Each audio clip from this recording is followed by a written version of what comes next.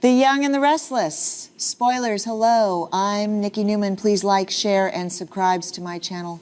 There are betrayals that arrive like a knife in the dark, clean and cold and unmistakable. And then there are betrayals that come wrapped in memory and history in the face of someone who once knew how to calm every storm inside you. This is what makes Kane's discovery so much more devastating than a simple corporate loss or another Newman power play. If Victor had outmaneuvered him alone, Kane would have raged, plotted, and struck back the way wounded men like him always do in Genoa City. But to learn that Lily was not merely standing by, not merely refusing to help, but actively helping Victor corner him, humiliate him, and psychologically unravel him, that is the kind of truth that does not just provoke anger. It corrupts whatever restraint a man still has left. It makes him question every memory he once trusted. It poisons the past and weaponizes the future. And in a town where love has always been dangerously close to rivalry, that kind of wound can turn even a complicated man into something far more frightening. Today's episode was giving it to Lily like, wow, Devin really spoke his mind, but she did deserve it. Do y'all think Tess and Mariah deserves a second chance? Lily, Devin asked you a question. Is it true you set a whole kidnapping simulation with Victor? I hope you tell the truth. Do y'all blame 4-Watt Devin saying 2 Lily may nope not? 1 cent, I agree, everything what Devin saying, 2 Lily. Looked like the power-hungry fool she is when she was talking to Nate and Devin. The most painful part is that Kane would not experience Lily's actions as strategy. He would experience them as rejection with a pulse. He would hear in her decision a brutal verdict on the man he has become. Not simply that she no longer loved him, not simply that their marriage had ended for reasons both of them still carried like scar tissue, but that she now believed he deserved to be deceived, manipulated, and trapped. For a man like Kane, whose pride has always been inseparable from his sense of survival, that is intolerable. Kane has never handled humiliation well, and when humiliation is delivered by the one woman whose opinion once mattered more to him than his own, it becomes something volcanic. It becomes personal in the ugliest sense. It becomes the kind of injury that demands not justice but retaliation. Lily, on the other hand, would see the matter through a far more ruthless, but in her mind necessary, moral lens. She would not think of herself as a traitor. She would think of herself as someone who finally stopped making excuses for a man whose darkness kept growing while everyone around him still wanted to romanticize his pain. That is where this story gains real power, because Lily's choice does not have to come from greed or cowardice to be devastating. In fact, it is more interesting if she truly believes she was right. If she looked at Kane and saw not the wounded ex-husband she once understood, but a dangerous force whose bitterness had curdled into something predatory, then helping Victor would feel less like betrayal and more like preemptive containment. Cold, yes. Cruel, yes. But also in her mind necessary. Personally, that is the strongest version of Lily in this material. Not a woman manipulated into wrongdoing, but a woman who knowingly chose the lesser evil and is willing to live with the bloodless ugliness of that decision. That is why her confrontation with Kane should not begin with fear. It should begin with iron. The emotional stakes become far sharper if Lily does not crumble the moment he realizes what she did. She should hold her ground and force him to hear the truth he has spent months refusing to face. She should make him look at the man he has become. She should remind him that every threat, every attempt to dominate, every move made out of spite rather than principle led her here. Not back into Victor's orbit because she suddenly trusted Victor, but into temporary alliance with a devil she understood in order to neutralize the devil she once loved. That kind of accusation would destroy Kane because it does not merely call him dangerous. It calls him predictable. It says Lily knew exactly how easily his ego could be manipulated, exactly how recklessly he would react once his pride was touched, and exactly how far he had already drifted from the man she once married. Victor's role in all this is just as poisonous. He would never see the emotional destruction of Cain and Lily as collateral damage. He would see it as leverage. Victor has always understood that broken trust is more valuable than any signed contract, because trust, once shattered, keeps doing his work for him long after he has left the room. If he helped orchestrate a scenario designed to isolate Cain, push him into desperation, and then expose Lily's role at the most damaging moment possible, that would be classic Victor. Not simply victory, but domination. Not merely defeating an opponent, but ensuring that the opponent can no longer tell where manipulation ended and his own weakness began. Victor does not just like to win. He likes to redefine the battlefield so thoroughly that everyone else starts acting out the consequences of his strategy without realizing they are still inside his game. That is what makes Cain's threat to kill Lily and Victor so believable emotionally, even if it is far less easy to carry out in reality. The threat is not really about logistics at first. It is about psychic collapse. It is the language of a man whose humiliation has burned away the final layers of self-control. In that moment, Cain would not be thinking like a strategist. He would be thinking like someone who has been reduced to raw nerve and wounded instinct. He would want them afraid. He would want Lily to finally feel the terror he felt when he realized she had helped engineer his fall. He would want Victor to understand that pushing a man to the brink has consequences. But rage and execution are not the same thing. That is the crucial distinction. It is easy to imagine Cain snarling murder in the aftermath of this betrayal. It is much harder to imagine him carrying it out cleanly, because men like Cain do not usually destroy their enemies in one clear act. They spiral first. They miscalculate. They overestimate their own control. And in that gap between threat and action, stories like this become truly dangerous. If the reports are right that Cain ends up driving alone at night and suffers a terrible accident, then the best version of that twist is not to make it feel random but inevitable. The accident should feel like the physical expression of everything already collapsing inside him. He should get behind the wheel like a man fleeing not the city but his own thoughts. The road should become an extension of his mental state, dark, unstable, and narrowing by the second. Rain would help not for melodrama but for mood.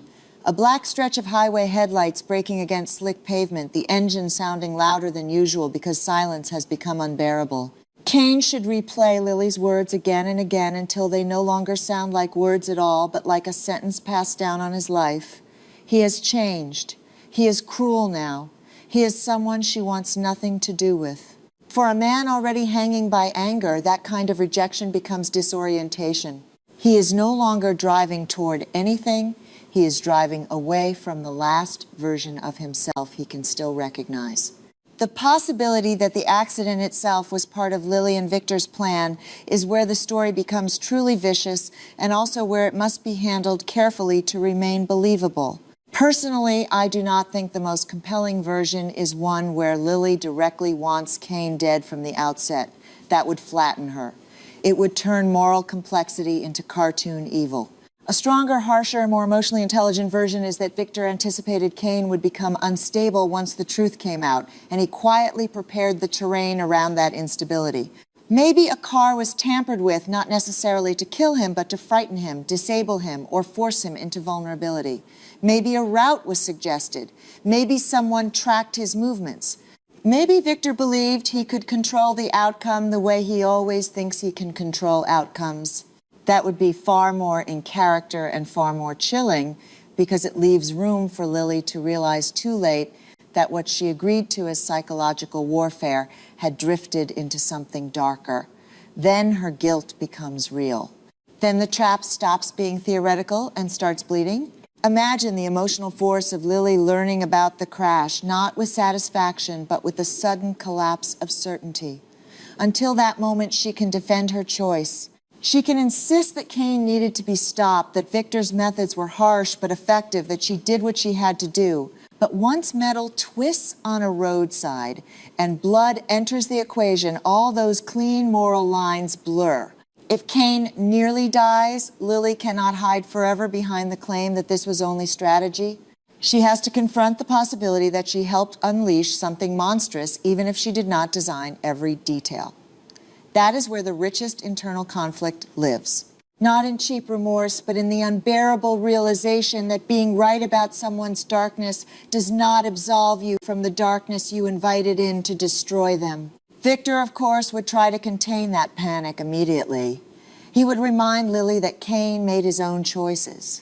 He would insist that no one forced him to drive recklessly. No one forced him to lose control. No one forced him to become the kind of man who answers betrayal with death threats.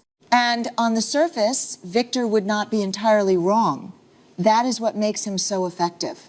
He often hides the ugliest manipulation inside a truth that cannot be easily dismissed. Cain would indeed be responsible for his own threats, his own rage, his own decision to get behind the wheel in a state of emotional collapse. But Victor's genius has always been in creating the conditions under which people destroy themselves while he keeps his hands seemingly clean. That is a subtler kind of violence and in many ways a more disturbing one. Meanwhile, Cain, if he survives, should not wake up softened. That would be a mistake. Trauma does not automatically restore goodness. Sometimes it strips away the final sentimental illusions and leaves only obsession. Cain waking in a hospital bed, bruised, disoriented, and slowly remembering not just the betrayal, but the possibility that the crash was no accident would be terrifying. The moment clarity returns should feel like the rebirth of vengeance. Not wild rage this time, but focus. That is when Cain becomes truly dangerous. Because the man who threatens murder in public can still be anticipated, but the man who stops shouting and starts watching is the one who changes the board. If the accident does not kill him, it should harden him. It should transform his fury from explosion into architecture. He would begin to revisit every detail, every call, every delay, every coincidence, every subtle shift in Lily's behavior before the truth emerged, every smug look from Victor, every whisper from Nikki or anyone else who might have known something was wrong. And because Cain is at his best as a threat when he is wounded, but thinking the story should let him become methodical. He should not immediately go after Lily physically. That is too simple, too crude, too final. He should aim first at her certainty. He should want to prove that Victor used her as much as she used him. He should want to show her that in trying to punish the monster she believed Cain had become, she handed control to a monster who never cared whether she survived the aftermath emotionally. That kind of reversal would be deliciously painful. Cain would not just want revenge. He would want Lily to understand that her moral confidence was the first thing Victor exploited. And Lily should resist that interpretation with everything she has, because if she accepts it too quickly, she collapses into victimhood, and that would undercut the sharpness of her decision. She should fight the idea that she was manipulated. She should insist that Cain earned her distrust. She should keep returning to the same brutal point that none of this would have happened if Cain had not become consumed by bitterness, ambition, and menace. She should refuse to let his suffering erase his evolution into someone darker. That tension is what keeps the story alive. Cain can be wounded and still dangerous. Lily can be morally motivated and still wrong in how far she went. Victor can be correct that Cain is unstable and still be reprehensible for deliberately pushing him toward collapse. Nobody has clean hands. That is exactly the kind of material that gives Y&R its sharpest edge. The wider fallout in Genoa City should intensify that pressure rather than dilute it. Devon would be furious with Lily, not just because she lied, but because she dragged family into a deception built on fear. He would hear Victor's name and immediately understand that nothing good could come from letting a Newman dictate the terms of a personal war. Nate might be more conflicted seeing both Lily's fear of Cain's transformation and the obvious danger of aligning with Victor. Jill, if brought into the emotional orbit of this mess, would likely see the practical damage first and the heartbreak second. Nikki might become unexpectedly important too because she knows Victor well enough to sense when his games have moved beyond strategy into cruelty. And if Nikki becomes the first person to openly question whether Victor crossed a line, then the story acquires another layer of tension inside the Newman empire itself.